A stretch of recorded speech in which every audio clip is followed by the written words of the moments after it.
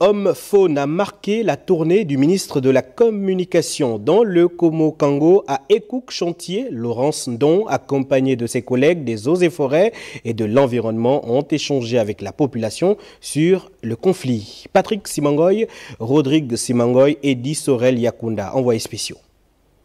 En tournée de mobilisation dans le département du Komo-Kango depuis quelques jours, la ministre de la Communication et des Médias, Laurence Ndong, accompagnée de ses collègues membres du gouvernement, le général Maurice Ntosui Alogo, ministre des Eaux et Forêts, et Arkady Svetlana Mingengindomba, épouse Nzoma, ministre de l'Environnement, du Climat et du Conflit homme-faune, se sont arrêtés ici à Ekouk-Chantier pour échanger avec les populations sur les questions touchant au conflit homme-faune.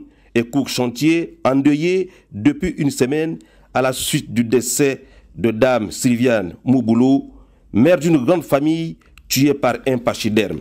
Les membres du gouvernement qui ont apporté à la famille éploré leur soutien au nom du Premier ministre Raymond Ndongsima, ont longuement entretenu l'assistante sur les tenants et les aboutissants de la politique nationale en matière de préservation et de conservation de notre environnement. C'est vrai que vous demandez des battues administratives, mais l'éléphant joue aussi un rôle majeur pour notre santé. Cette forêt que nous observons tous participe à la régulation du réchauffement climatique. Et l'éléphant participe au reboisement naturel. Ce n'est pas que on met nos vies en danger pour protéger les éléphants. Non, on doit réguler notre climat et nous sommes en train de trouver des solutions. Vous n'êtes pas oubliés. Ayez foi, il faut y croire. Moi j'y crois. Vous n'êtes pas oubliés. Suivez ce processus. Forcément, il y a quelque chose derrière.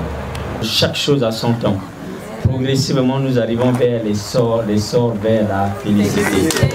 Et la ministre de la Communication et des Médias de rassurer. Dans cette localité, nous sommes en proie au conflit homme-faune comme d'autres localités du pays et il fallait donc être auprès des populations pour les rassurer que le président Brice Clotaire Oligui Nguema et le gouvernement sont bien au fait des difficultés et ils sont là justement pour trouver des solutions. Cet échange direct avec les populations sur le conflit homme-faune a tenu toutes ses promesses. Les trois membres du gouvernement ont quitté Ekouk-Chantier sur une note d'optimisme partagé.